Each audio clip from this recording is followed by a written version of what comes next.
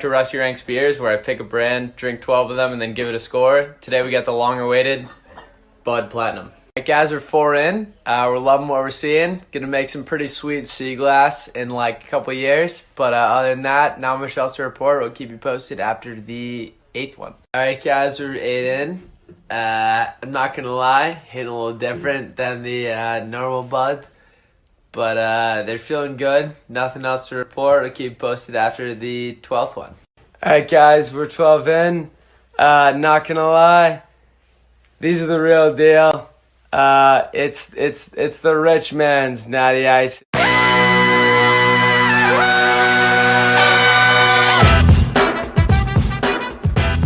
Good morning, sweet world, and welcome to the No Dunks podcast on the Athletic Network. It's Friday, March 26th, and this is The Drop, hashtag full squad today. I'm J.E. Skeets, rolling with Mr. What You Need to Know, Tass Mellis. Good morning, everybody. Morning, Tassie. We got the top shot hot boy, Trey Kirby. Hey-o! Hey-o! The international man of mystery, taking it to the max, Lee Ellis. Friend. Lee. And last but not least, making the magic happen 24/7 here in the Classic Factory. It's JD. Hello. There he is, and here we are. First off, JD, I apologize to you and our listeners. My neighbors, mere, 30 feet from my window here in the office, are redoing their driveway right now. Some heavy machinery out there, so this could be rough from an audio standpoint, JD. So I apologize. I mean, I was gonna move to another room, but I was testing it out. I'm like, you could still hear it. It wasn't really good, JD. It's fine. It's part of the game. Yeah. And Lee, how's the attic? Those were crazy storms last night. Did you go up and check this morning? Of course I went up to check this morning, but man, last night, everyone in our house was awoken by the thunder and the rain and the lightning. It was like a movie outside our window, just non-stop lightning for about half an hour. It was scary stuff, actually. I was actually a little nervous there, trying to tell the boys, like, it's all right, it's just a little bit of rain. But I was absolutely terrified inside under the sheets. Oh, my goodness. I'm telling you, man, it was scary stuff. We need to get you a weighted blanket, mate, for nights like that. Yeah. I've got one. In bed, so cozy. Oh, boy. Oh, my goodness. This must have been a rough night for you. It was, man. It was. I mean, I like to try to joke about it and stuff, but I got to tell you, man. He's shook right now. Yeah, he's not shook. He's part of this place. It's quivering a little bit. And how's the attic, though? Any holes? Any new shingles? We appear to have survived the attic. So, I went up this morning, of course. There was no additional light because I go up without turning the light on first just to see if there's any natural light coming in, and we survived for now. The rich man's natty light up there in the attic. Not going to lie, this storm hit different. Oh, goodness. Okay, shout out to the stream team joining us right now live on YouTube. Please continue to like and comment and subscribe. We just hit 35,000 subs, so thank you as we march our way to 50K, but let's get to 40K before that, of course. And last night, if you're a madman, go check out our NBA happy hour. The trade deadline hangover / watch party. 4 hours and 36 minutes long. A new record for No Dunks, a surprise guest appearance from old Starters producer Matty O. Yeah, he just popped up on our screen, and then we talked to him for a good 4 hours. He had his shirt off at one point. That's right. I did a 360 jump fart at one point. Yeah. We watched old clips from back to Basketball Jones days. I mean, there was a lot happening. Anyway, so go check that out if you got 4 hours and 36 minutes to kill. And thank you to anybody that joined us. There was a lot of you in there last night, so it was a lot of fun. Keep your questions coming for the next Beach Steppin' podcast. Email them in nodunks@theathletic.com. And immaculate items always available for sale. I see a lot of us wearing some immaculate items today. Tass and I going twinsies with our No Dunks. Wow. Yes, Lily's got the No Dunks Knicks shirt on. Looking good, boys. Go to nodunks.com to get your No Dunks merch. Okay, so the final numbers for the NBA trade deadline on Thursday are in. I saw everybody tweeting this here this morning. From the Thursday, there were 16 trades. 23 teams involved in trades, which is pretty crazy, and 46 players on NBA rosters involved in those deals. A record in each category, according to everyone. Yes, there you go. Busiest trade deadline ever. Look at this graph. This early in the morning, you're crazy. So I always think that was on What You Need to Know at 7 a.m. JD is working at 4 a.m., 5 a.m., 6 a.m. and 7 a.m. Good stuff, JD. JD put together those graphs. No. I'm kidding. Breaking the data. Thanks to Crumpled Jumper for those. Thanks, Crump Jump.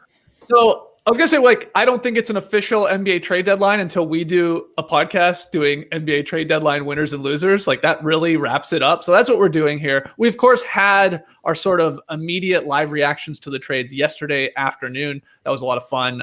Did some record numbers there in terms of people tuning in live for that one. So go listen to that podcast or watch that. But trade deadline winners, let's start being positive Pete's. We'll get to the losers. That's always fun too. Trey, where are you going? Are you going Bulls? Or you just, the Bulls are back. We all know that, but everyone knows. Yeah. But for today, I want somebody else to say it. So I basically forced Lee into taking the Bulls as a winner. He was trying not to, but that would have been a serious disservice to basketball fans everywhere if the Bulls were not included as a winner. That being said, I'm going for another Orlando Magic traded player, the Nuggets.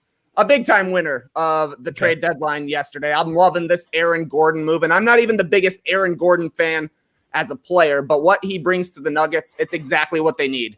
The versatility on defense, a little bit of creation, and a whole bunch of athleticism. It's going to give the Nuggets a new wrinkle that they need. He's going to be able to put pressure on the defense just by cutting to the basket, diving to the hoop on pick and rolls, and kind of just scrounging points. The Nuggets don't have a ton of super athletes, so I think that this really ups Denver's game in that regard. Michael Porter Jr. in particular has been thriving since playing the 4. They seem to have figured out that they can play a little bit faster, despite the fact that Jokic isn't a quick guy. It just seems to be working out, and I think that this supercharges them even a little bit more. Great move. And the more I think about it, the less and less concerned I get about the issues with this trade. You know, I think Aaron Gordon is going to fall into being a role player because he's basically going to have to. There is a number 1 guy there in Denver. There's a number 2 guy in Denver, and there's a player of the future already in Denver. So the touches, they're just not going to be there necessarily for Aaron Gordon, and I think that that's going to be fine. He's going to be playing the most meaningful basketball he ever has. The second concern people have is that there's positional overlap between Aaron Gordon and Michael Porter Jr. They both seem to be the best at the 4 position, but that to me is a little bit of old positional thinking. Both of them are 3s. Both of them are 4s. They fill the holes in each other's games. You know, Michael Porter Jr., he's going to stretch the court, shoot, score. Sometimes he can make an impact on the glass being a little bit taller than Aaron Gordon, whereas Aaron Gordon, he's cutting, he's handling the ball, passing it, running. He's going to guard the tougher wing guy, maybe the tougher stretch 4, and it allows Michael Porter Jr. to hide and play to his strengths. Not to mention, off the court, in the front office world, the Nuggets getting off an unfavorable contract and Gary Harris. They're getting to peep Aaron Gordon here for 18 months. People are calling this an 18-month rental. That's nice. His contract expires right when Michael Porter Jr. could get his first big deal. Throw in the JaVale McGee trade. I think that's a nice little bench upgrade as well. There's no doubt the Nuggets are going to miss Gary Harris's defense on guards. I wonder if they will be able to pick out some kind of defender on the buyout market. It's a little tough losing a first rounder after Jokic's contract has ended, but that's a long time from now. You could win a title in the meantime. You could re-sign Jokic. You could get some picks back in a trade. That first rounder in 2027, it's a long ways from now, but I'm fine with it.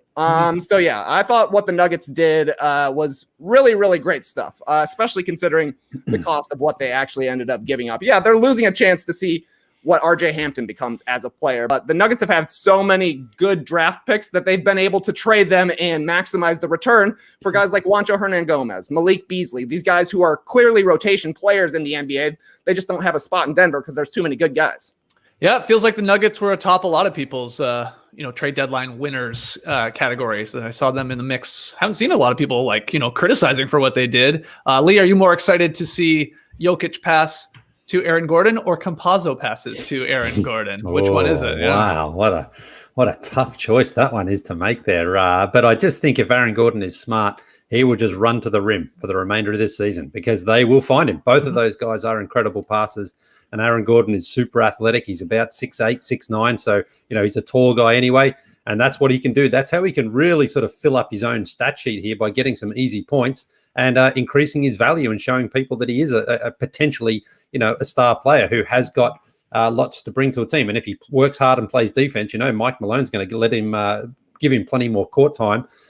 So he may compete with Michael Porter Jr. to some degree for those minutes because Michael Porter Jr. isn't a great defensive player, but he is a more gifted shooter and probably scorer than Aaron Gordon.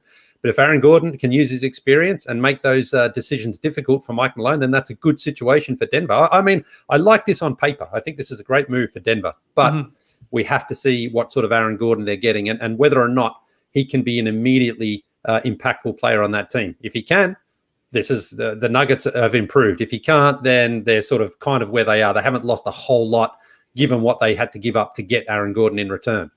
Yeah. Anything to add to that, Tass? I mean, I'm excited that people are going to see Aaron Gordon play because I imagine a lot of people were not actually watching the Orlando Magic over the last couple of years, even when they got into the playoffs and really following AG. So, he'll get some nationally televised games here with Denver and maybe into the playoffs if they go deep.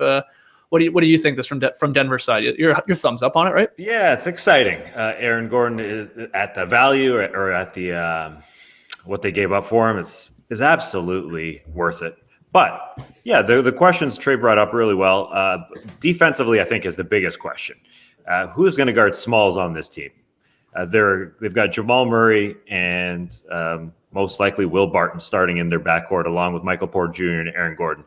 It's going to be a hard work chasing after little guys with that lineup. It's not going to be fun. And Aaron Gordon, if he's going to be in the mood to play defense, he's going to help out. But this team is a mediocre defense. You're trading Gary Harris, who hopefully gets a restart in Orlando.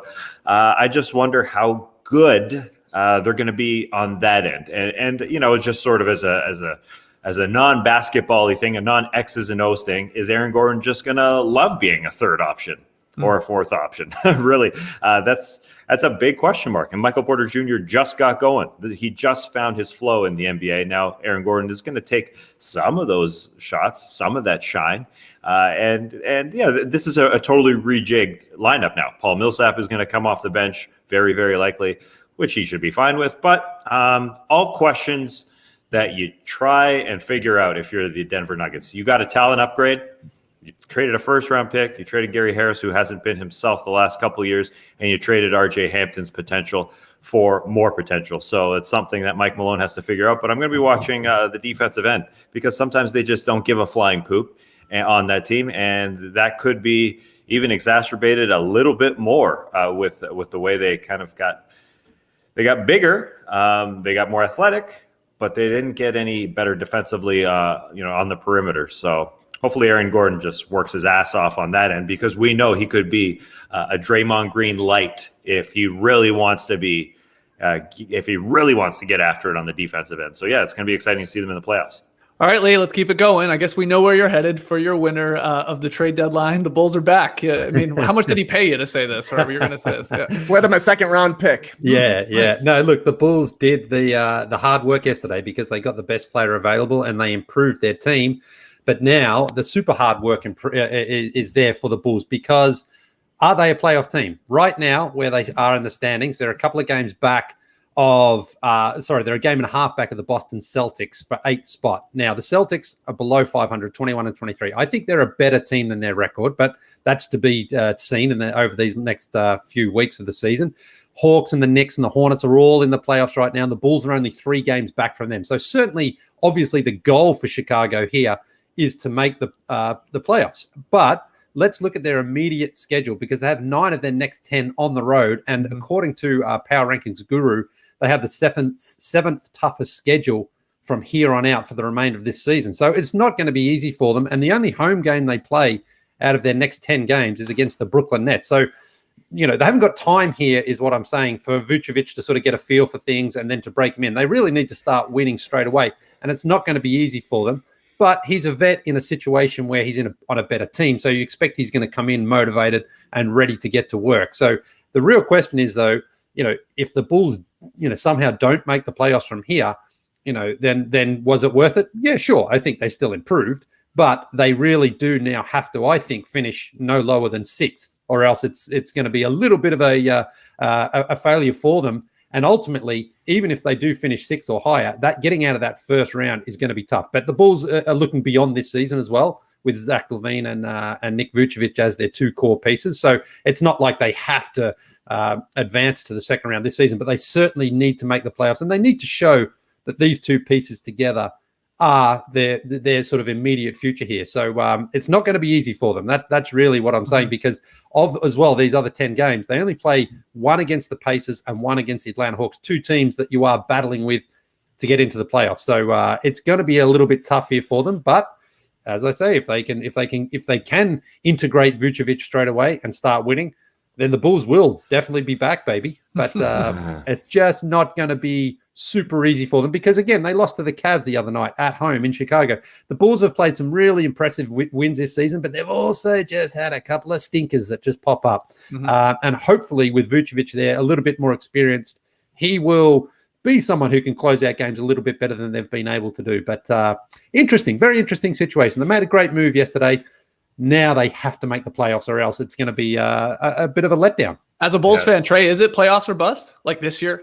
Oh, come on. Playoffs are a lock. I don't even think that's a question. 6 seed is easy. 4 seed is what I've got my eyes on. I'm not really joking here. I mean, I think the Bulls, the way the trade deadline went down yesterday, it could have turned out better for the Bulls. You know, if the Raptors move Kyle Lowry to the Heat, that kind of knocks them out of the playoff chase, I would think. I don't know. I'm a little worried about the Raptors, to be honest with you. I think they're going to have a nice little second half run here.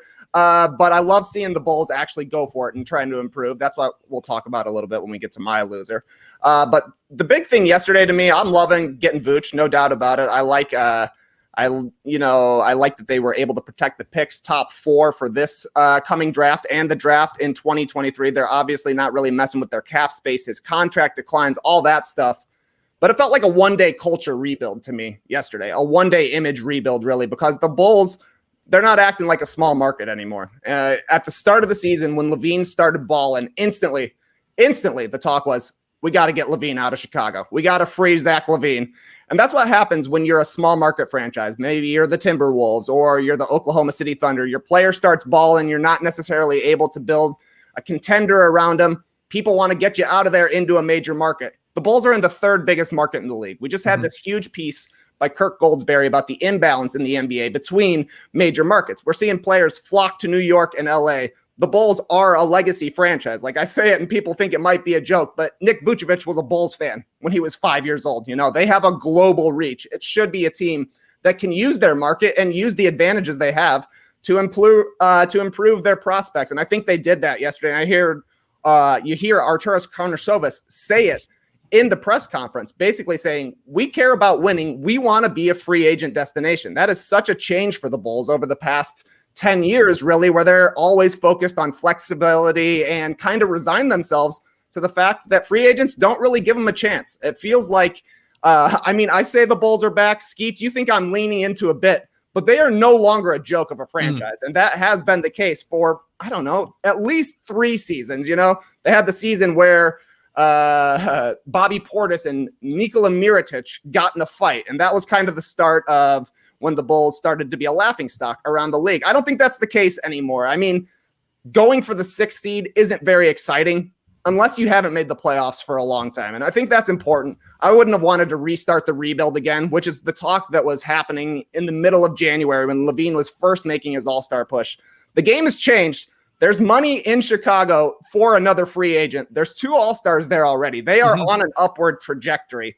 Who's going to sign up and be a hero? That's the question. And there's young, promising talent, like still there right now, obviously, in Kobe White and Patrick Williams, of course. And not that Thad is young, but he is contributing. So what do you think of the Bulls being back, Tess? You liked what they did yesterday, getting the best player, I guess, added to their squad?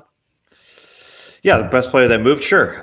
This season is going to be tough, though, to get into those top 6. They're 0-9 their last 9 games against 500-plus squads. They're going on the road here, and Miami, Toronto, Boston are all underachieving. So those teams should move up in the standings. So there may not be the immediate dividends, but, yeah, you got it. Number 1, you do it in a heartbeat. Yeah. Number 2, you try and become a free agent destination, and that's it's one of those franchises, yes, that needs to be good. And it's nice that Arturas Karnisovas has taken a different tack than the last decade and a half. The Bulls, I guess not that long, the last 5, 6, 7 years where things have been bleak. So yeah, they're going for it, and a couple first round picks. it's totally, entirely worth it. Plus Wendell Carter Jr.'s future. Of course you do it. And those picks, especially being in the Eastern Conference team, they're going to be, sort of mid-tier picks, whether it's in the teens or whatever. So for Vooch, who's 30, you want to be good soon, because that's the thing. Vooch doesn't have a billion years left. He's got 3 years of being really good. So hopefully whether or not they make the play-in tournament this year, I mean, that sounds nice that they could be a playoff team, but I think it's going to be tough. And then next year, at least they're on that right trajectory for once. At least the red and white means something for a few months here, and should be into the future. It should be something that we all get excited about. I said something about the Charlotte Hornets being everyone's second favorite team, and the Bulls potentially taking that torch from them. It feels that way. The Hornets are still up there right now, and they're still playing really, really well. But it's nice to have the Bulls back. It's nice to be able to tune into a game, to watch Adam Amin and Stacey King call a game in that arena, and to have fun. That arena should be fun. It should be like MSG, but it's going to be tough sledding this next month. My winner from the trade deadline, I got to go with Miami Heat, because they got Victor Oladipo for really a last-second bag of beans. Let's call it what it is. Kelly Olynyk, Avery Bradley, and a future pick swap. That's pretty impressive. They obviously were in trade talks with Kyle Lowry all day. The Heat were, and didn't want to budge on giving up, Tyler Hero or whatever it was. So they didn't have to. In the end, they get Oladipo, and Hero's still there. Duncan Robinson's still there. Precious is still there. No meaningful player was given up in this. Olynyk was a starter, yes. They'll miss, his 10 and 6 and the few made threes that he hits a game. But then they went and acquired Bjelica, who is a pretty good replacement for Kelly Olynyk, probably in terms of stretching the floor and being a big guy that can get you some boards and stuff like that. So pretty good move here from Pat Riley.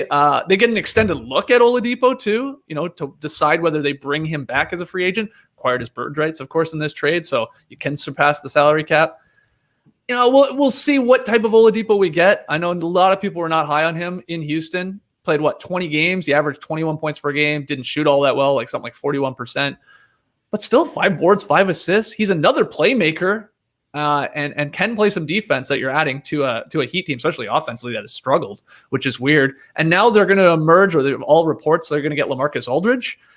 That's a damn good little trade deadline day or 2 days here when you count the potential buyout of getting LaMarcus Aldridge on your squad. I think that's pretty impressive. And yeah, they're going to be one of those teams, in theory, if everybody's healthy and playing, that goes up these standings a little bit. I know they lost to the Blazers last night in a close one, but gotta like what Pat Riley did, Lily.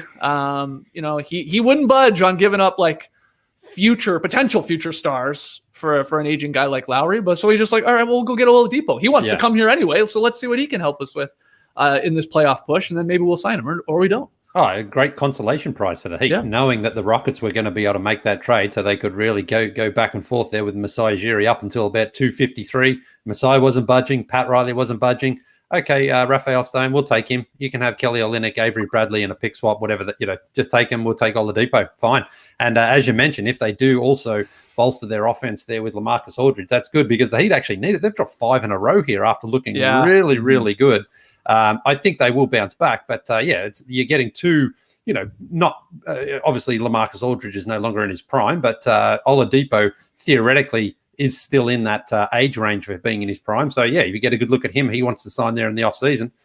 You gave up nothing to get those guys. So, pretty good day for the Heat. Yeah, absolutely nothing. I'm not super pumped for what they did. They're just getting older, and we're talking about Oladipo's prime, but what is his prime anymore? He's turning 29 soon. It was a couple of years ago that was his prime. They signed get him, Aldridge if they do get him, and they got Trevor Ariza recently. They're smart in that they didn't sacrifice any of their future. There's no doubt about that. Mm-hmm. It could come a few months from now, and Oladipo may not be on the team anymore when it comes to the summer, or same goes with Aldridge. They could turn it over and go sign Kyle Lowry in the offseason. There's no doubt about that. But this is a team that just struggles to score at the end of games. They're looking for somebody to create. In theory, Oladipo can be that guy. But is he going to take shots away from Dragic? Is he going to take shots away from Hero, which I'm definitely worried about. Dragic is a little less worrisome because Dragic can barely stay on the floor. But they're putting a lot of stock into Bam staying on the floor and being a boss because even though they got Bjelica, Olenek was at least a backup center they could rely on. There's just question marks. I just wonder if this is all going to jive, even though get ready for a drink, #Heat culture should bring it all together. It's good on paper. But I wonder if you're going to thank you, Lee, for sipping that Woodbridge because that was a Woodbridge. That what was champagne? Oh, that was the champagne. Yeah. Was it a wet Moet or what kind of champagne was it? It was something from France. Yeah. Something from France. I can't remember exactly what it was, but it was not cheap, and it was worth it. It was expensive enough to put the pinky finger up. For exactly. Sure. Yeah. But I mean, I hear what you're saying about you're going through the roster of the Heat here, but the actual trade itself, I mean, it's nothing. They got Victor Oladipo for nothing. Yeah, I mean, all the guys like Bradley and who else went out? Chris Silva and I'm forgetting one more that went in that one trade. But it's like they weren't playing these guys. Yeah, they have a lot of talent. They're absolutely not part of the rotational guys. I'm more worried of. Listen, Victor Oladipo was traded for Kelly Olynyk, a pick swap, and Avery Bradley because the Rockets couldn't get anything better. I mean, that's clear. Oladipo has not been the same guy. He used to be amazing. But right now, in a high volume situation in Houston, it hasn't worked. Maybe with less shots and a little bit more structure, like the Heat are going to put him in, it's going to be different for him than when he played with Houston or Indiana. So I just wonder how that's going to work to take away, both Hero shots, Dragic's shots, and potentially a few Jimmy shots. So in theory, it's nice. Their defense will still be good.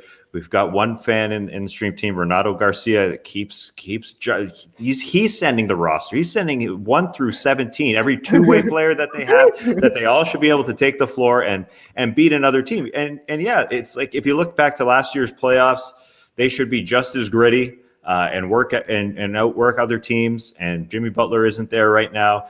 On paper it's good. What they did, Skeets, you're right. They didn't give up a lot, but in the end, I don't know how that's going to jive, how they're all going to jive, because Vic still wants to be the guy.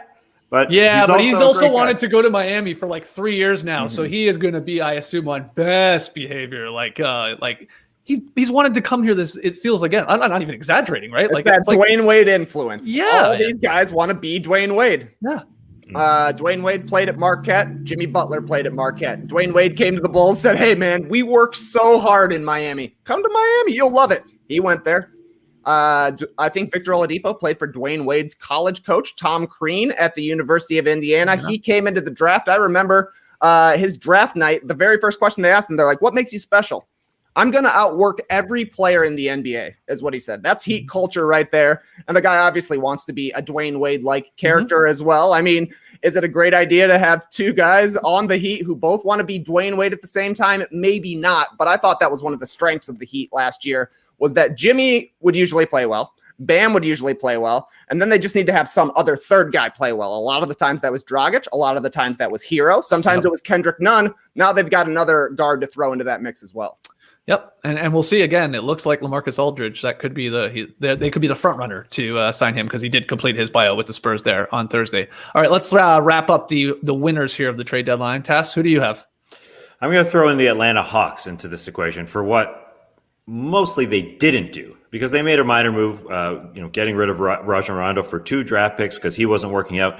That's a positive, but you can argue that the Hawks acquired the best young player available by keeping John Collins and not trading him, because we all thought that they were going to trade him, for months, because he rejected a 4-year, $90 million plus extension this past year. It was 14 months ago. But all of a sudden last week he said, "You know what? I said I wanted the max, but I take it back. I want to stick around. I want to be part of this thing." And the Hawks are going on his word and think that maybe they can sign him for less than the max. And even if they don't, keep him there forever, I think they still sign him to a contract there this offseason and trade him at some other point. But they got a 23-year-old power forward who could be a 2010 type guy. His numbers have dropped off a little bit, and they have some cohesion there. So I'm starting to buy that John Collins likes it in Atlanta, and that they didn't just give away, again, one of the best young players that was rumored to be traded. Aaron Gordon got moved. He's even older than John Collins. John Collins is still scratching the surface, and he's also probably scratching the surface of his maturity too. He's probably getting older and realizing, hey, me and Trae Young can do this thing. Maybe I shouldn't ask to be traded, and it's a positive for them on that front. And also trading Rajon Rondo for Lou Williams, whether Lou Williams plays or not, to get 2 second-round picks for a guy in Rondo that was not working whatsoever. It's a win. It's a win for the Hawks. And sometimes, as Lee Ellis knows, it's the trades you don't make that are the best ones. So I think that's a positive for them, even though things were murky for a long time. With I was going to say that winning streak came at the right time for them. Mm-hmm. I mean, the decision to move off of Lloyd Pearson and move over Nate McMillan. I mean, whether you want to put how much stock you want to put into that, igniting the winning streak, it did. They started, what'd they win? Like 8 in a row, 8 or 9 with Nate McMillan there, and at the perfect timing. Because if they don't do that, then those trading John Collins rumors may have got louder and louder lately. And then maybe they're almost forced to do something at that point, but they didn't, and I think the wins helped in that matter. Yeah, I mean, winning solves everything, and that looks like the right move to get rid of Lloyd Pierce. I don't think it was, but Nate McMillan got those wins, and they certainly played better, and Trae Young looked better out there. But we'll see what happens when the dust settles a little bit now, that there is no longer that uncertainty going forward about what's going to happen for the remainder of the season. Your roster now more, there might be the odd change here and there, but of course with John Collins and their younger pieces, they're all going to be there, because there was talk about Cam Reddish being teams being interested in him, even DeAndre Hunter. I didn't think they were going to trade, certainly not both, even really one of those guys, but a team like Atlanta, because there's been a little bit turmoil around the team, that's when other teams start to try to pick at them a little bit and say, maybe we can, entice these guys with one of our other, veteran maybe, and a young piece just to get one of their younger pieces. But didn't happen. So well done, Hawks. And hopefully they do make a trade for a star at some point with, a package of a bunch of their young guys, because they still have too many guys. And I think they won games because those guys got healthy. I mean, Bogdanovich, Gallinari. There was actually a lot of rumors about Bogdanovich too. Teams are trying to get him, which would have been a big surprise, I think, if the Hawks had given up on him, so early into signing him to that 4-year, $72 million at the end of, last season. Yep. The Hawks, like the Bulls, expect to make the playoffs this year for sure. Yeah. And that's why they fired Lloyd Pierce to begin with there. They're like, we're getting in here, so we got to switch this up. So, okay. Yeah, I think the win streak was huge. And I also think LaMelo Ball going down with an injury for the Hornets was probably big, taking them off the table really as a trade partner. They still might get into the play-in tournament. They might even still finish in the top 6 seeds. They've been a pretty impressive team with and without LaMelo. But it certainly took a buyer off the table, because they were one of the teams rumored, because you can see John Collins fitting real nice with LaMelo Ball. Maybe that does happen in the future, but if the offers aren't there, it's just the same with Kyle Lowry and the Raptors. You don't have to make a trade. You can always do it again in the offseason right now when people are maybe a little bit more willing to make a move. Yeah, go check out Tass's What You Need to Know from this morning. A little twist on that, talking about exactly this. Grading, I guess, the trades that didn't happen, some of the big names that we thought might get moved, Lowry, John Collins, Lonzo Ball, and throwing a grade on them sticking with their teams. What you need to know. Great stuff there, Tass. Okay, let's get to trade deadline losers.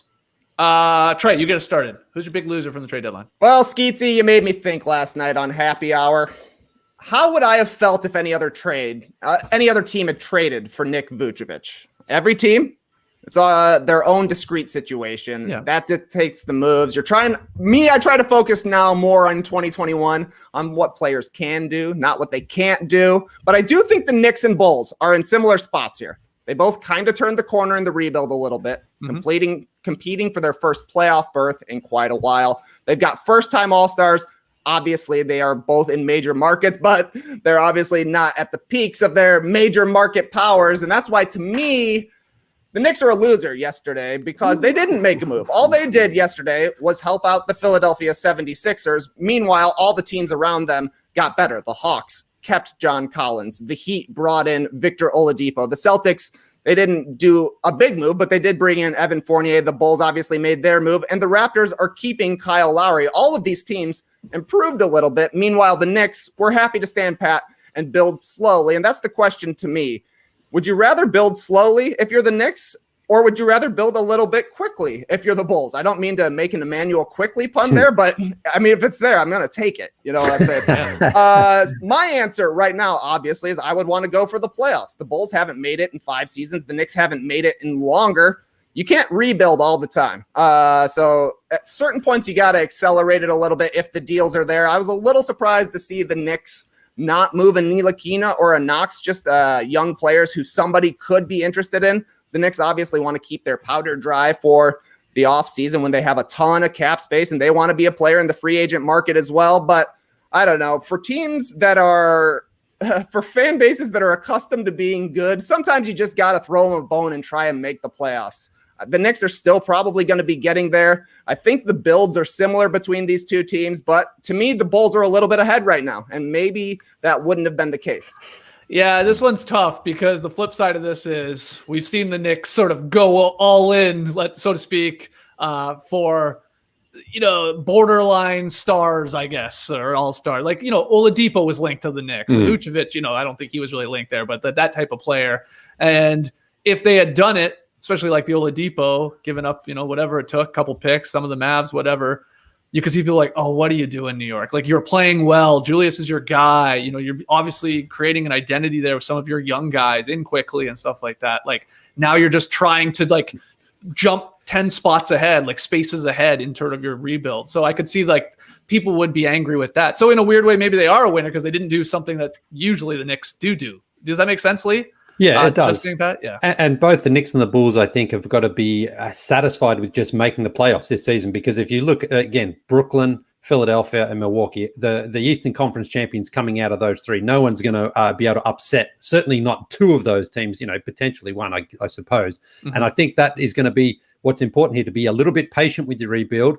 Get that, for the Bulls, they get Vucevic, they're going to have Levine, and they're going to have cap space next year to sign someone. So if they can, take those incremental steps rather than try to think you can sort of go from not making the playoffs for so long to going all the way in the Eastern Conference, because it just won't happen. Same for the Knicks this season. They got to be patient, and they showed that patience yesterday, because they could have gotten someone like Oladipo, who maybe gives them an extra couple of wins, but ultimately he's not there, the long-term piece for them. I don't believe anyway. I think they need to set their sights on something a little bit bigger than that. So both of these franchises who, historically have been, some of the more high-regarded franchise, but have been in the basement for the last 5 to 10 years, depending on which one you want to pick, they need to just be patient and just start showing some slow progress here. Because I like the Knicks' young pieces. I think there's some talent there.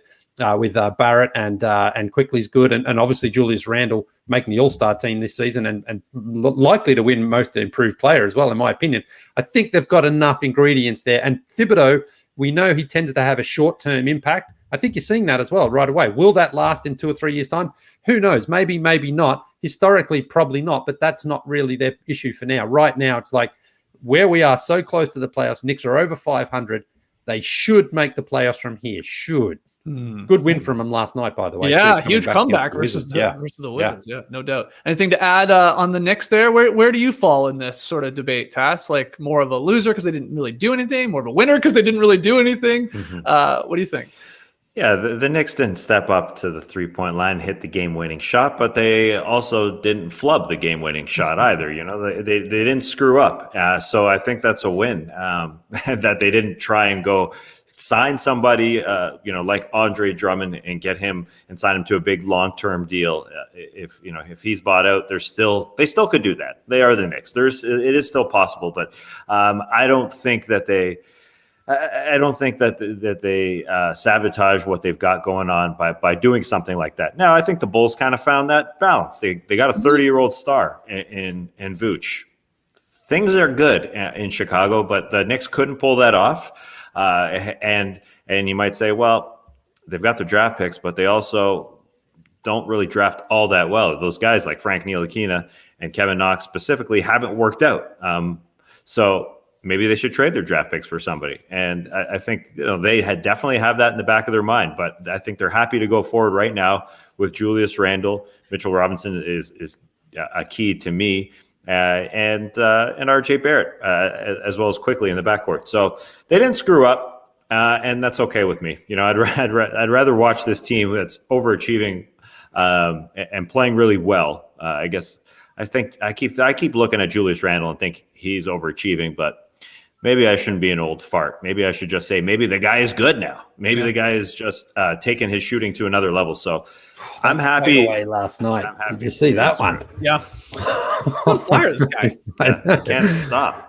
And then look, the Knicks could just sit on all these picks, sit on all these young prospects that they do have, some of them better than others, and wait for the next disgruntled superstar that does want to like eventually get out of where he wants to get out, whoever that could be. I mean, Towns, you always bring up Lily. Maybe it's your boy Bradley Beal finally saying like, I want to get out of what, like, you know, it's the NBA, give it 3-4 months and there will be a new NBA superstar that wants out of whatever market they're in. And then, you know, it's a possibility, I guess, for in Chicago, they've got a better future than the Knicks. There you go. That's the question. I mean, the Bulls are more attractive than the Knicks are right now, and they are going to be battling for the same free agents. Yeah. No, I hear you. I get your reasoning for the trade deadline loser, no doubt. Tass, who do you have from the big loser from yesterday? Well, I think the Boston Celtics are a loser. I love Evan Fournier and that pickup as a bench guy. I'm a fan of his, but I'm a little bit worried about the next few days. They traded away Daniel Tice, who is a key part of their team. You know, whether you think he's a good player or not, he plays key minutes, and that helps Robert Williams stay on the bench. And Tristan Thompson just hasn't been all that great this season. And these next few days, there's talk that they are going to go sign Andre Drummond. And that's worrisome to me, because they're a team that likes to play 5 out, especially a team that likes to play iso ball. I think they need as much space as possible. And if Andre Drummond is going to come be their center after he gets bought out by the Cleveland Cavaliers, because he wasn't moved, there's other teams that are rumored to want him. But I am worried that you lose Tice and you bring Drummond to be a bit of a clogger. They're just there's not enough plungers to get Andre Drummond out of that lane on that team. I'm worried about what this future looks like, because why are you bringing in Andre Drummond if he does come in? I know I'm jumping ahead here, but you lose Tice, who is a glue guy on the defensive end. Even though their defense has dropped off, Andre Drummond is not going to solve that. Even if he is the best rebounder in history, as people want to say, he's not solving their defense. And even on the offensive end, he's fine. But at the same time, I don't think it's going to make them much better. So I think they're definitely going to go hard at Drummond once he does get bought out, because the Daniel Tice move just doesn't make a lot of sense to me. Why they got thinner there, because they can't play Robert Williams a ton at center. They can't. He can't stay on the floor. He has problems defensively. That's why they've dropped off on the defensive end, as well as their locker room. So I understand that, there's I am jumping ahead and saying Andre Drummond's going to be in Boston, but in a vacuum, Tice leaving is an issue. So I don't know how this team decides that we're going to get we're going to come together and get better. I just don't see it happening right now. But I'm happy to see Evan Fournier hit some shots. Like, I don't know if he can be their glue, but I don't know. I just don't see it happening right now.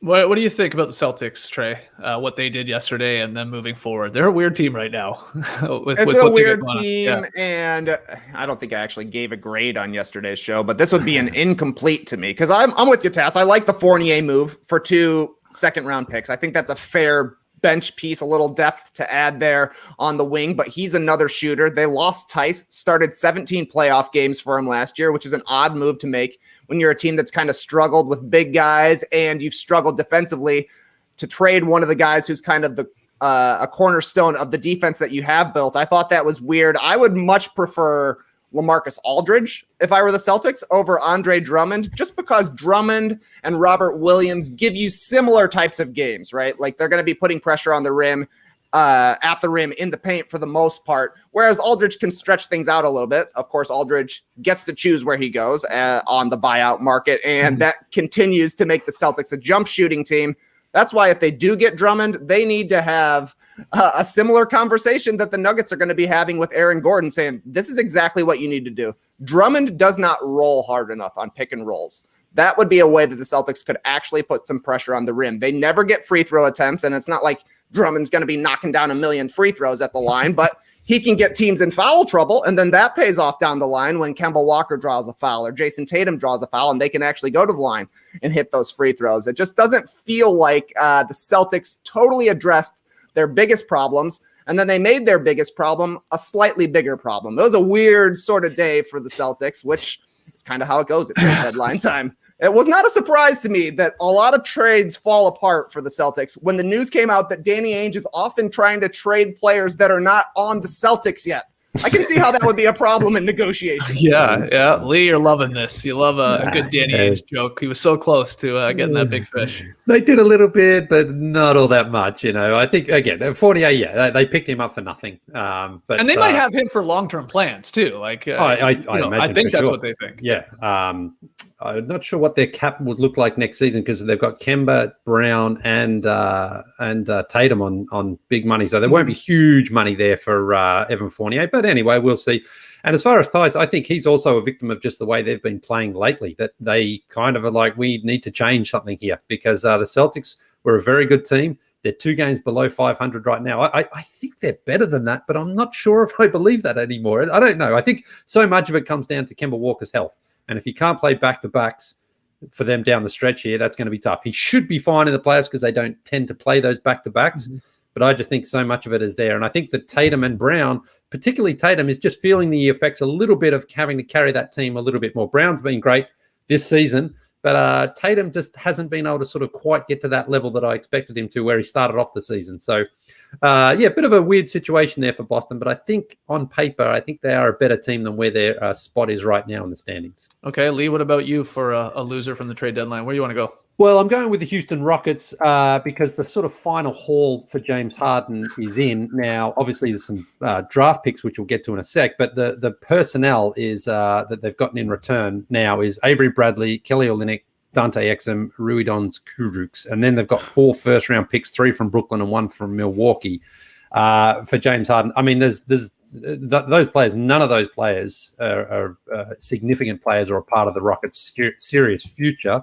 The draft picks, who knows what could happen with those? I mean, we won't find out until a long time down the road there. But ultimately, for James Harden, they just didn't get enough. And, they tried to re-sign Victor Oladipo. They wanted to keep him there. They offered him the 2-year extension there. He turned that down. Mm-hmm. They would have been better off keeping Karis LeVert, but I guess they felt that Oladipo, they could have convinced him to stay. I guess that's the only reason why they traded him in the end to Indiana. So when you look at the way James Harden is playing right now, and obviously that's different to the way he played his way out of Houston, but it's not much of a return, really. Those draft picks are potential, but you just won't see those. You won't be able to cash in on those for a few years because they're down the road. Now, there's some pick swaps as well, so there is some, some of them may not even convey exactly. But ultimately, they didn't get one significant, like not one.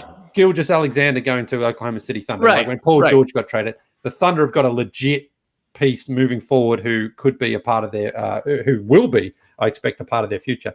The Rockets didn't get any of that.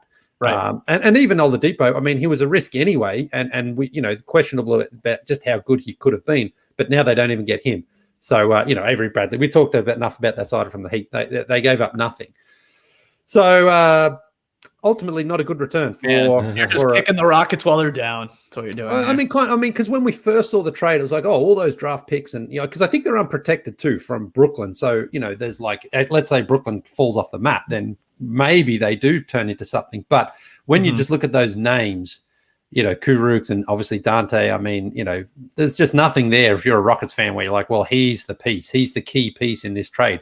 Those guys, all 4 of those guys that I mentioned, could very well not even be on the Rockets roster next season. Maybe not even finishing this season. So ultimately, you're just getting draft picks for James Harden.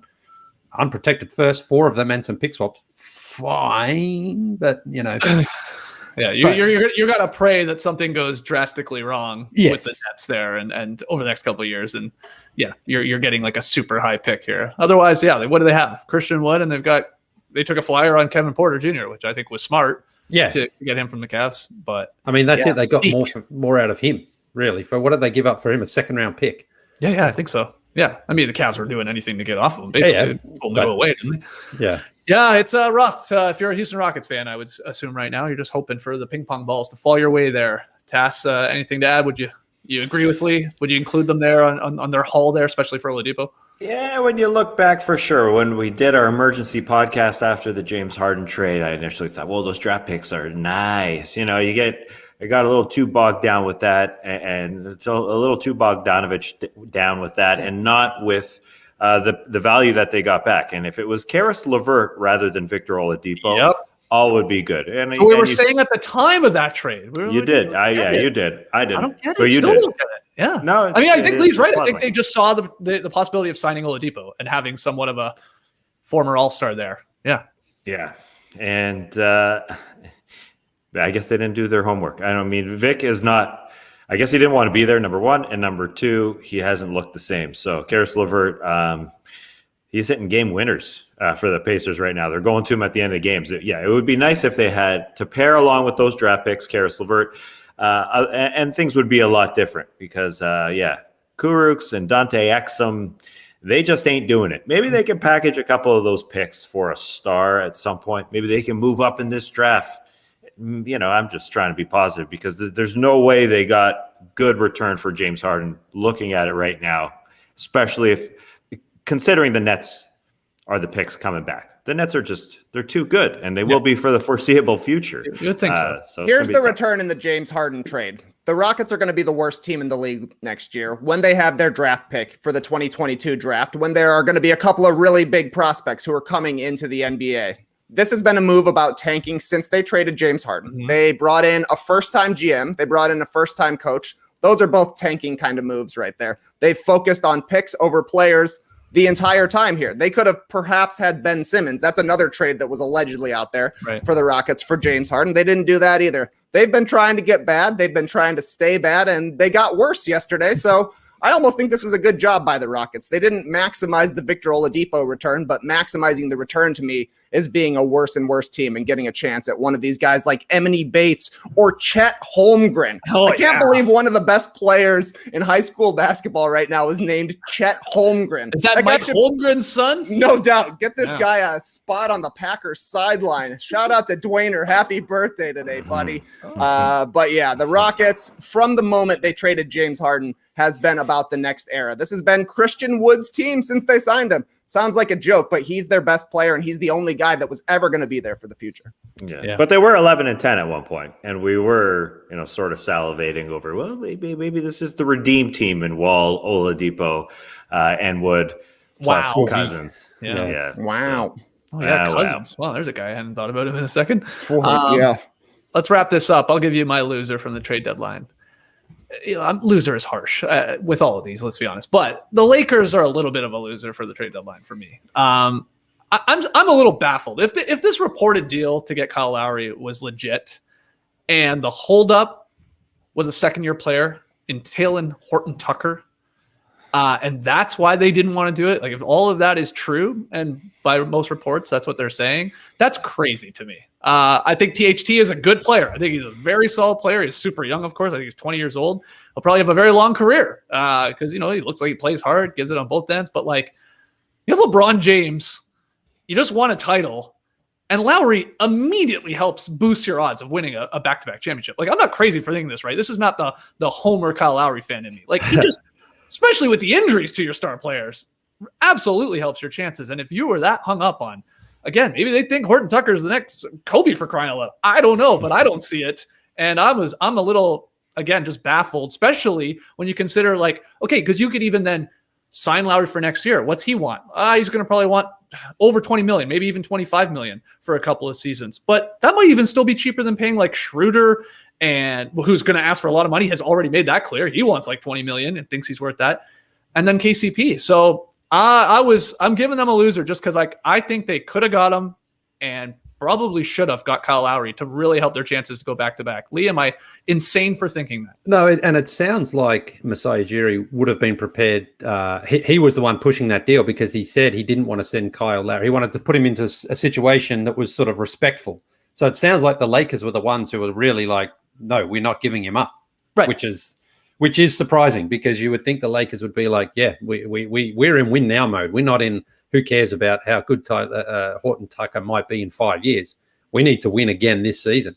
And so it does seem a little off if that's the case. But who knows exactly how these negotiations went. But Masai Ujiri, he had his post-trade deadline press conference, and he was pretty honest about it. He was like, we weren't going to take pennies on the dollar, but we're also trying to get him to a situation that was respectful and showed how much we appreciated what we did here for him. So, I'm sure Masai could have traded him anywhere he chose to for the most part and just taken back anything in return, but he didn't want to do that. So the Raptors stand pat, and the Lakers, I think, missed an opportunity here if that's the case.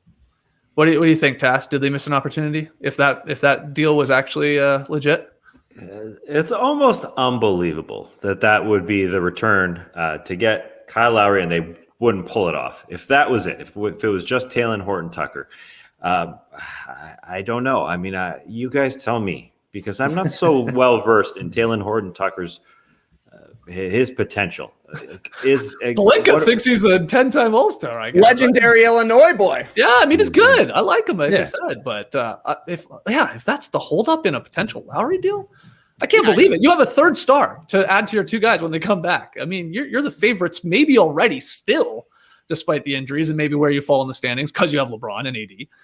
I mean, then you're with a bang, you're the favorites to come out of the West. I think if you had a healthy Lowry to the mix. I would have even liked seeing Lowry playing alongside just Anthony Davis when Davis comes back. That would have been a great way to stem the tide until LeBron is fully healthy and take a little bit of the playmaking duties off both of those guys' shoulders because Lowry, Anthony Davis running that pick and roll would have been pretty unstoppable for a 1-2 punch that you never would have expected. So, yeah, you got to wonder, does Talen Horton-Tucker go down on the list of very weirdly protected young players along the lines of Rodrigue Beaubois and J.J. Hickson, guys who were not moved because they were young and promising, but never totally fulfilled that promise? And it's like, maybe the Cavs should have done the Amari Stoudemire trade way back when. Wow. How many guys have been possibly traded to be a LeBron James guy? Weird stuff. It's a great point with some of those names. So we'll see. Maybe they know something we don't know in THT. Lakers fans love them. I get it. I think there are some that are happy. I saw a Silver Screen and Roll, the Great Lakers blog, talking about like maybe we did blow this. Like maybe we missed an opportunity here to get an available Lowry, and again, could even still then sign him for next year. We'll see how it shakes up. Those are our trade deadline winners and losers. Let's hear from you guys in the stream team. Let's hear from you in the YouTube comments. Tweet at us at NoDunksInc. Who did we miss? Can't get to all the teams, of course, and all the deals, but let us know which ones you'd like to talk about in the comments there. All right, Tess, time for Worst of the Week. Ladies and gentlemen, the Worst of the Week. Well, the worst of the week, undoubtedly, is the Los Angeles Lakers. We just talked about it. Did you hear? They could have had Kyle Lowry's caboose for the next few years.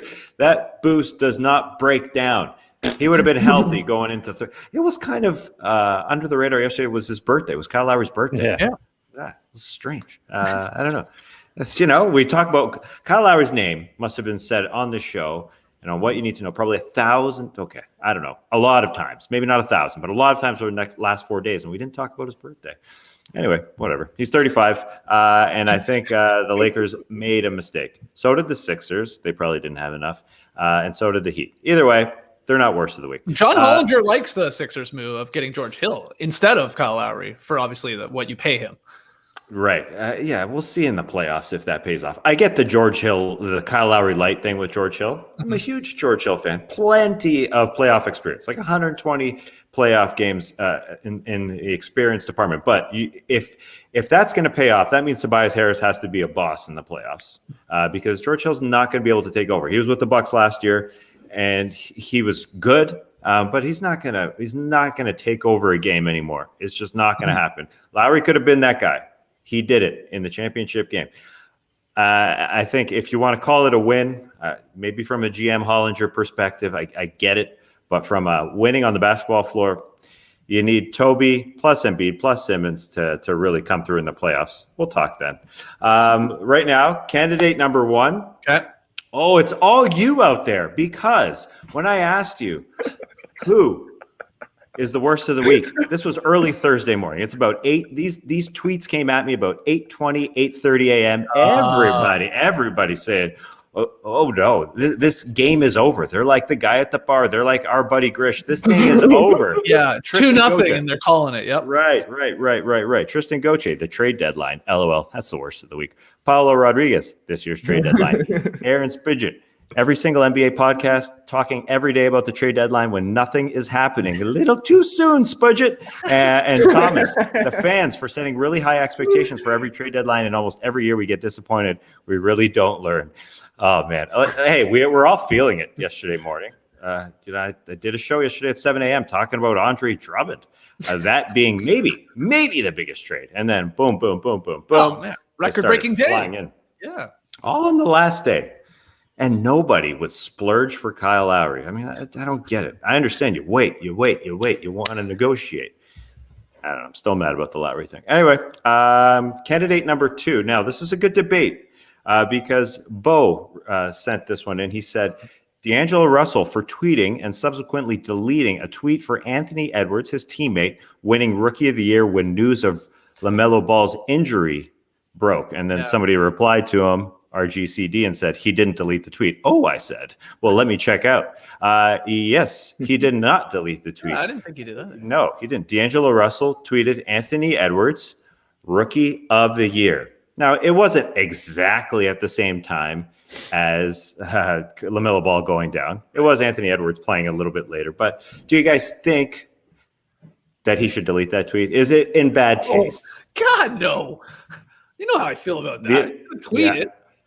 Leave it up. At least have some conviction if you want to stand behind that. I mean, I get why people were upset. Like, ooh, poor timing, bad taste. I mean, because the poor LaMelo got injured. He was the front runner for Rookie of the Year. Yeah, your guy's playing well, and now you're like, pumping his bags. Just bad timing. But no, I got no problem with him not taking it down, Trey.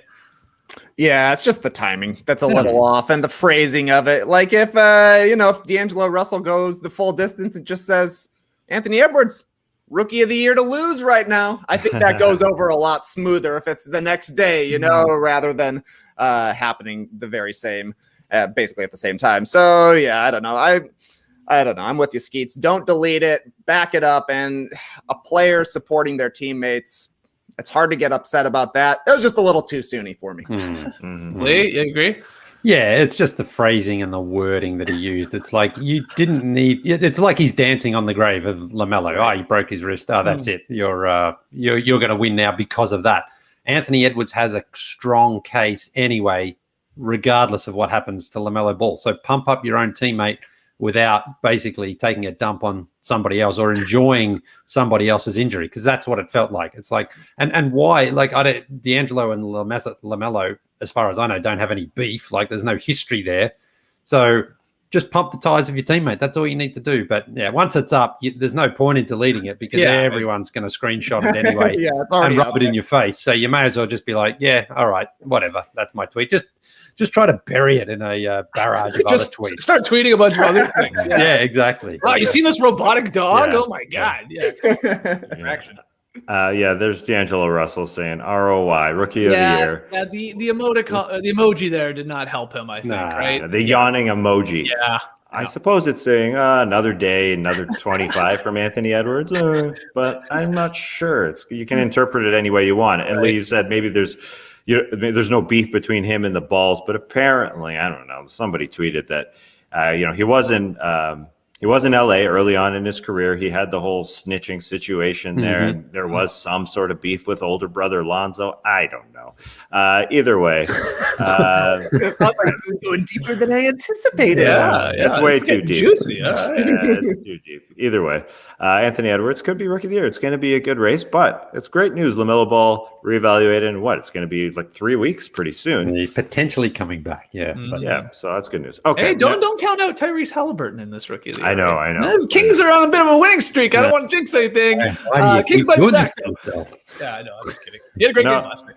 No, it's true. I'm being a bit of a D'Angelo Russell. I'm just saying, LaMelo or Anthony Edwards. It's a 2-dog race. I'm dismissing everybody else, but James Wiseman is starting the rest of the season. How many guys are at the Rookie of the Year table right now? How many guys are in the conversation? Y'all know who I'm bringing. You know who I'm bringing. Oh, he wants the florist there. He's going to deliver some flowers. Your buddy Dub. Patrick Williams is the guy that shows up at the dinner table asking you if you want to buy any roses to give to the other people sitting there. That's his job at this MB or Rookie of the Year table. That's good. That's good comment from Brad the Bandit there. This Rookie of the Race rookie of the year race is over. Curtains. Halliburton. Nice. Okay, so candidate number 3. This is a stretch, definitely a stretch. I'm giving it to all of us for not talking about Luke Kennard's beautiful Euro step and 3-ball. The two things of the modern era that I'll probably remember the most: the 3-ball, of course, and the Euro step. This guy did them both on the same play on a special night. Hold on. You're giving us worst of the week because we didn't talk about this lucky Luke Kennard shot. I mentioned that he Euro stepped a half-court heave at the end of the third quarter. 8 for 8 shooting in the second half. Luke Kennard, the Nard Dog, Terrence Mann. What a comeback by these guys. Worst of the week to you. Worst of the week to me. I missed it. Yeah, there's some good fake stats to come out of that because Luke Kennard didn't play the first half. He was 8 for 8 in the second half. The first guy to go perfect with under 20 minutes, shooting 4 3-pointers or something. Are you serious? He had like multiple threes under 20 minutes going perfect from the floor. Something like that. I think it was 4 threes, but the Nard Dog, I'm happy for him. And so he got that Euro step in there. I want him to be good for this Clippers team because I want, whether Rondo really plays a huge factor. I think Luke Kennard could. If he gets into it, if he becomes a little bit more aggressive. Apparently after that game, he went into the locker room and they drenched him with water because he went 8 for 8. So it was a big celebration because he works hard.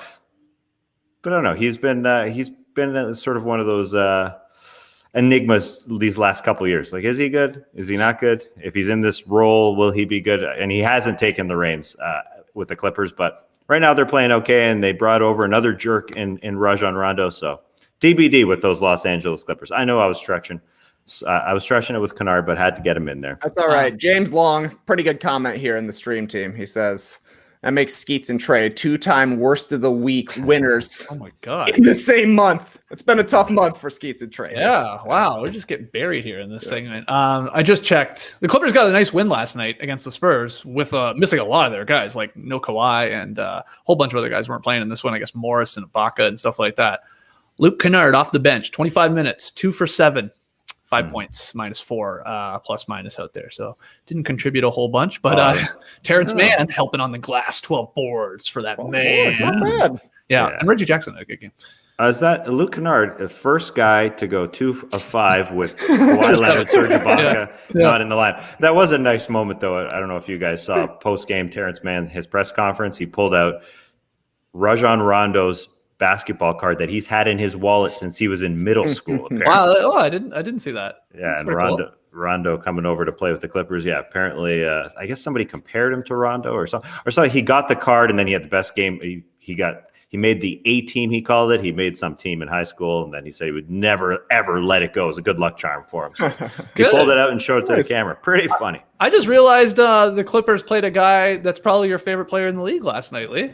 I totally forgotten about this guy. You know what I'm talking about? Amir Coffee. That's right. Amir Coffee. That's your guy, right? You love coffee. You got to get a coffee jersey. Yeah, I think it was Iron Eagle Iron Eagle loves a pun anyway. Something about a strong brew he said the other day. I can't remember what it was, but yeah, I mean, they're just so easy, aren't they? Those sort of puns for him. So, were you a big Paul Coffey fan back in the NHL days? Yeah, no. You're not a big fan. All right. 23 minutes for coffee last night, Lee. Does it take you more or less to make your espresso in the morning? Well, that's about how long it does take from the time I turn it on and let the Lalique coffee machine warm up. Then I grind. It's a process. I'm not like Skeetsy where you just can't wait. You got no patience. That's what makes coffee even better. You just give yourself a chance. You think about it. It's like going on vacation. You're like, oh yeah, I can't wait for it to come. It's going to be beautiful. And then you go and brew it and enjoy it, and it's worth the wait. Oh, like a vacation in your cup. Exactly. There you go. The best part of waking up, a vacation in your cup after you've been up for an hour. Oh, yeah, man. When you grind those beans. And you're okay.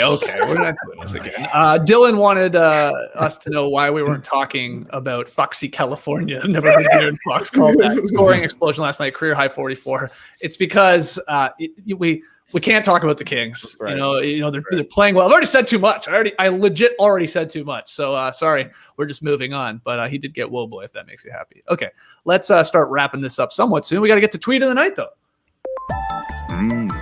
Tweet of the night. Wow. Twitter. Okay, this was spurred by Thursday night's happy hour. There was a lot of looking back, a lot of photos coming up, a lot of old videos coming up. And so tweet of the night is an old video from our first live Basketball Jones show. This is January 2012. We're excited. We're in the Score Studios. Here we go. Yes, sorry, JD.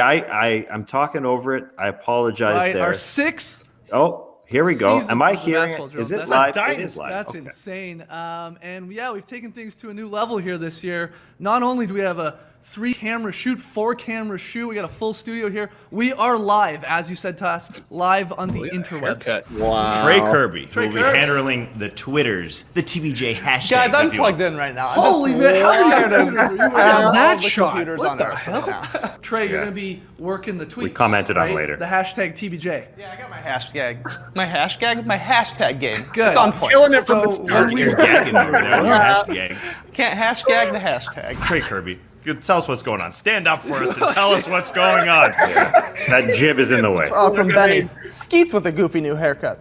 Sure. From Michael Ludeman. Nice haircut, Skeets. Thank you.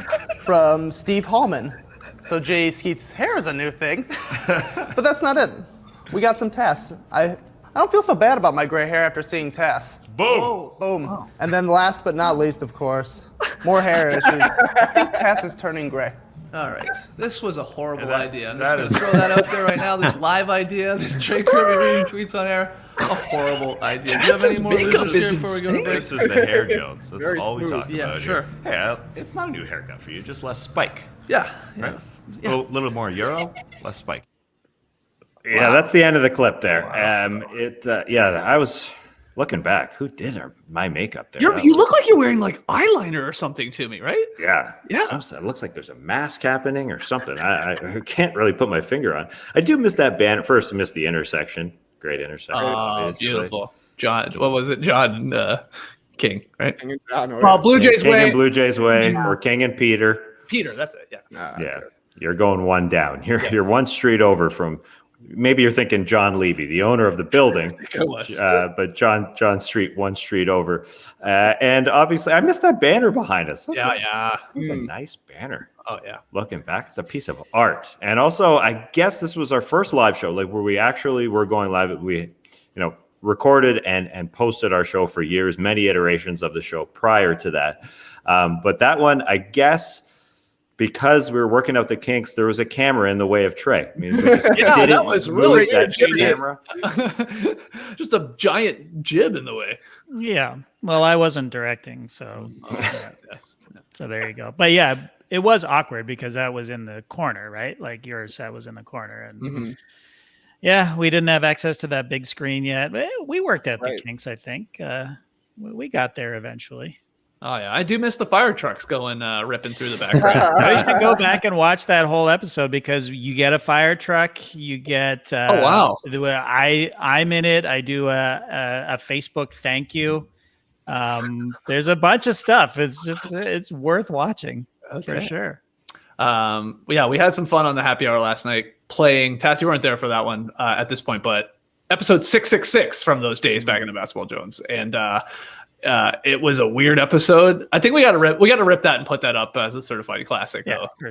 Sure. We were howling watching that last night together. Yeah, Matty was killing it as the devil in that clip. Okay, nice little twist there to tweet of the night. Pick 'em results. It was the Philly Lakers game. A lot of us took LA to cover. As the dogs here, plus 4.5, but Philly got it done. It got real close at the end. We were watching it sort of half-assed in happy hours. Like, oh, they might backdoor cover here.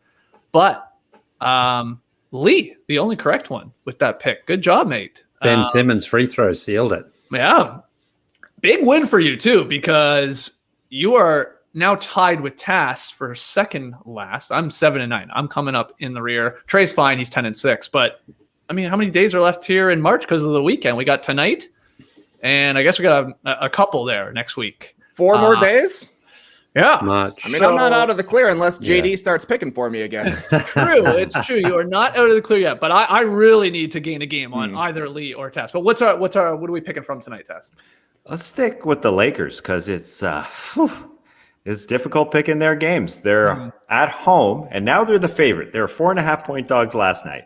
They're now 5.5-point favorites against the Cleveland Cavaliers because they're coming to town. But the Cavs fresh off a win over the Chicago Bulls. But the Lakers obviously still depleted.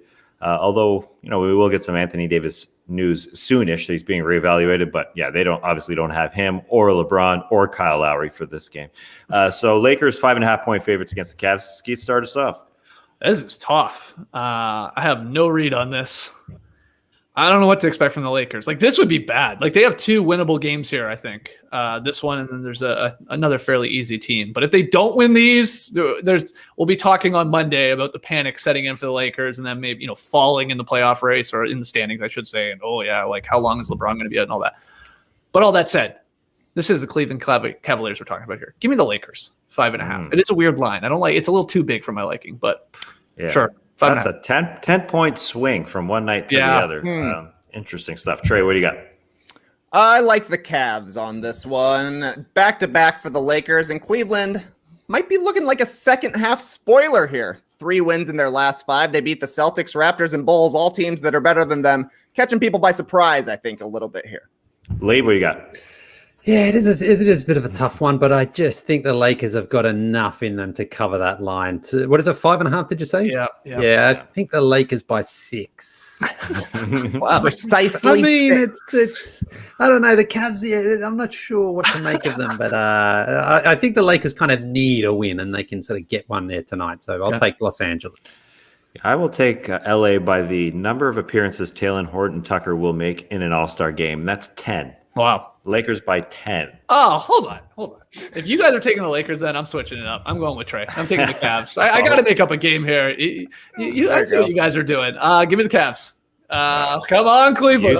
You still got time. What did Trey say? 4 nights. You're pulling. No, I don't. I'm gonna be tied with both of you now after tonight. After the Cavs cover. Actually, you're picking the Cavs. I'm taking. No, I'm kidding. I'm good with Tim Horton-Tucker. Okay, so Trey and I have Cleveland plus 5.5. These guys have the Lakers winning by 6 or 10 points. Good luck to everybody. Okay, let's end this drop in style, Lily. A little rapid fire fun. Yeah, you're asking the questions. I edited it for you. Yeah, good job on that. Good job. Work to my plan to a treat there. Okay, first question comes from Mujahid, all the way from Saudi Arabia. Wow. Recently, I fell behind on the podcasts and shows before LeBron got injured, and while I started to catch up, there was talk about his MVP case, availability, and how impossible it is for LeBron to get injured. Whoops. Describe a time where you put yourself through a lot of misery for no apparent reason, and you just can't help it. JD.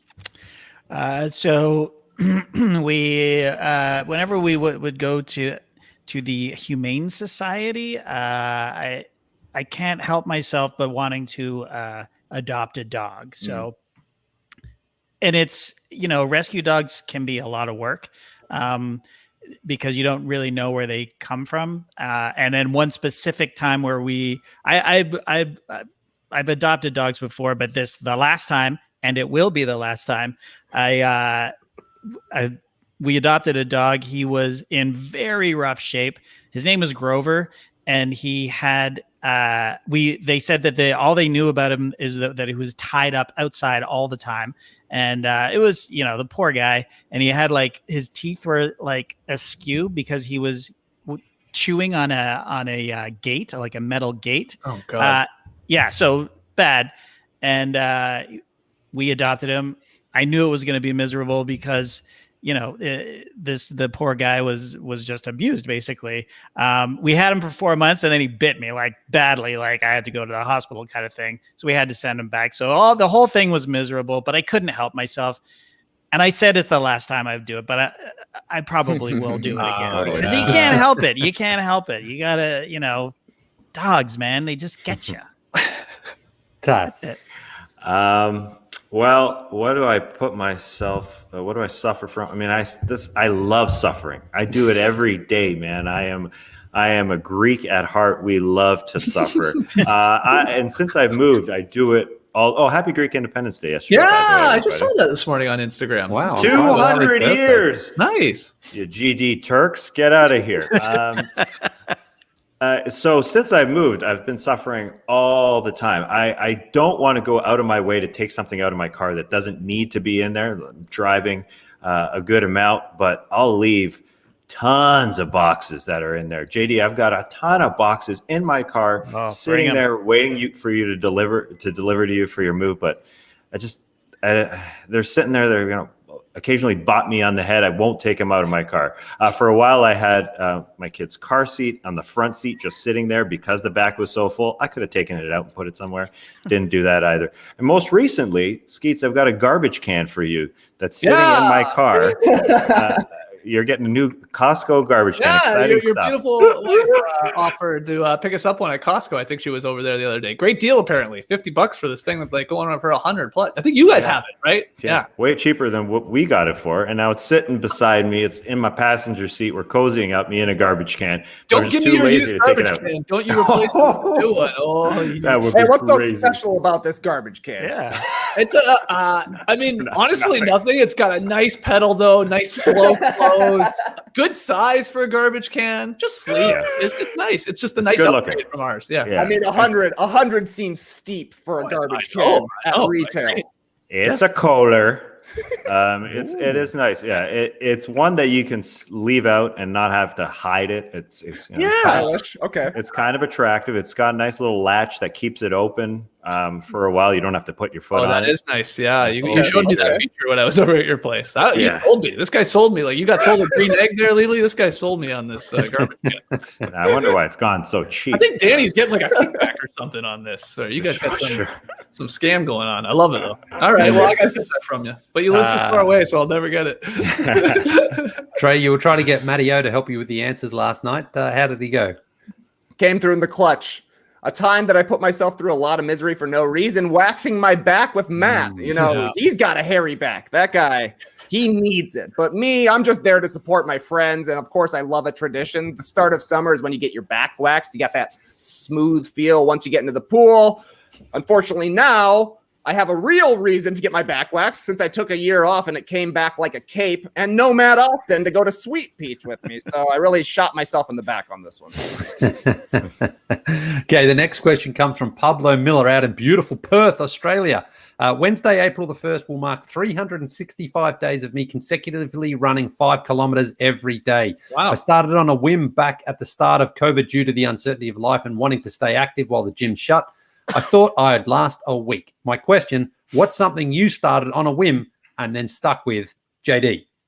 Yeah, I was really stuck on this one. So I did a Google search of things you do on a whim. And I came across this article that was basically 4 things you should never do on a whim. Can we guess them? Is it possible? Yeah, go ahead. Yeah. Some sort of diet? Buy a car or something like that? No, think of something permanent. Tattoo. Body art. Good one. Yeah. It's got to be something financial. No? Yeah, I thought that's why I thought house or car or like a Kohler garbage can. No. Okay, just show us. Okay, so body art is the first one. Sure. I, on a whim, not a tattoo, but I got my tongue pierced back in the 90s before it was the thing to do. Oh, you're cool. I was cool, and then I took it out when it wasn't cool anymore. Love, sex, and relationships was number 2. Okay. Definitely every single love, sex, or relationships or breakups as well. Always done on a whim. Always. 100% of the time for me. College, literally, I'm going there. That's it. Like there was no backup. There was no nothing. It was just going to Ryerson, and that's that. And then jobs and careers. My career was started on a whim. This show was a whim, and here we are 15 years later. So there you go. Wow. You're killing it on whims. It sounds Yeah, keep whimming it up, man. Got in early on tongue piercing. Got out before it became. Got out. I love it. Das. Well, JD, I got to go with you there for the whim. I am on the podcast train with you. We started it on a whim. Every version of the podcast as well. Hey, well, let's do a daily audio show. Let's do a daily video show. Yeah, all right. Let's do what you need to know. Let's do that. Let's make everything's on a whim, and then we just figure it out. It's like when we name a segment. The name is good. And so then we just figure out afterwards, I don't know, this or that. No, give me some, what you got, figure it out. Trick or tweet was always, trick or tweet is always like the pinnacle of that to me, where we're like, trick or tweet, great name. The game was pretty weird, pretty brutal game. TK. For me, it's tucking in my shirts. I started at the starters just as an every once in a while. Then The Last Dance came out last year, and I started tucking nonstop. And I don't think I can ever go back at this point. It just feels too businesslike to me. Wake up in the morning, throw on a pair of shorts, tuck in, and I'm ready to go. Awesome. Nice. Okay. This week on the podcast, Warriors forward Draymond Green declared himself to be the best defender to ever play this game. Okay, dudes. Toot that horn, bang that drum. It's your time. What are you the best ever at, JD? Go-karts. I went to a kid's birthday party a couple of years ago at I don't know, like an indoor thing. I think it was Andretti's or something. Oh yeah. So there's a bowling alley there. There's all these video games, and then there's this awesome go-kart track inside. And all of the adults that were at the party went and did the go-karts. And I smoked everybody. Like, it was incredible. And, like some really competitive people too. So I'm the best ever at go-karting. We always talked about doing that in Vegas and never got around to doing it. We got to do it because I want a piece of you. Doing a lot in Vegas and never did any of it. Yep. I want to get out on that track against you, JD, because I raced my brother-in-law in Lima last Christmas. I lapped him. So, you guys got lucky with the go-kart you got handed to you. That's all it was. Last Christmas, I lapped my brother-in-law in Lima, Peru. For me, we generally, a lot of us outsource these questions. We ask our loved ones, what am I the best at? So I asked Danielle, and she outsourced it to my 3.5-year-old. Oh, good. So Danielle asked Zoe, and Zoe said, the best at working.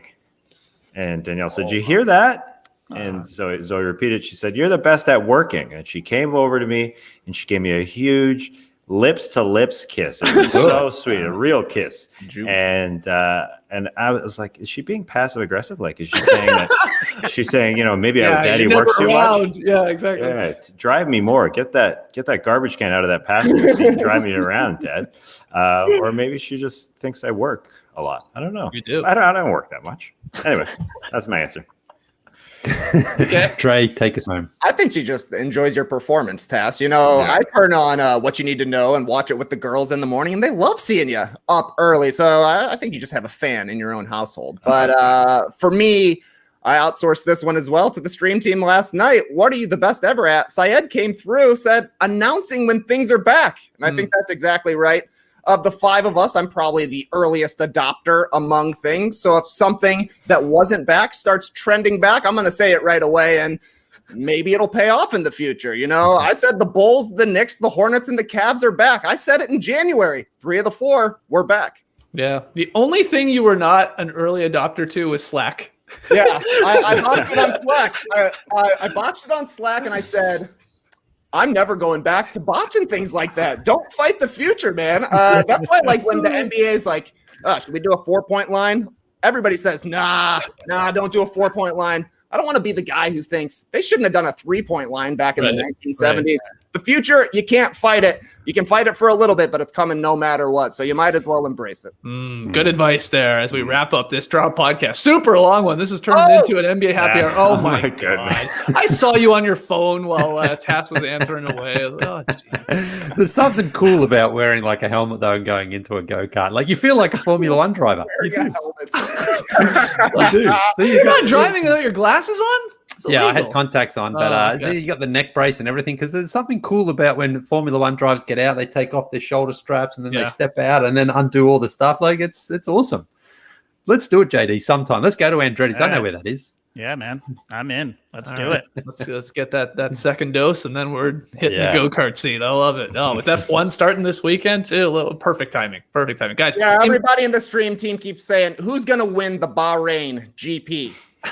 Hamilton. Ricardo. Yeah. Not throwing away his shot. Oh! Oh! Lewis! And the other one, what was his name? Alexander, right? Alexander Hamilton was the movie. I would have liked that better if it was about Lewis Hamilton. I agree. Email us your NBA questions for the next Beach Steppin' podcast, nodunks@theathletic.com. Like, comment, subscribe to No Dunks on YouTube. Just hit 35,000. Let's get to 40K by Monday. Hey, aim for the stars. Grab your No Dunks merch at nodunks.com and subscribe to The Athletic for just $1 a month. Go to theathletic.com/nodunks.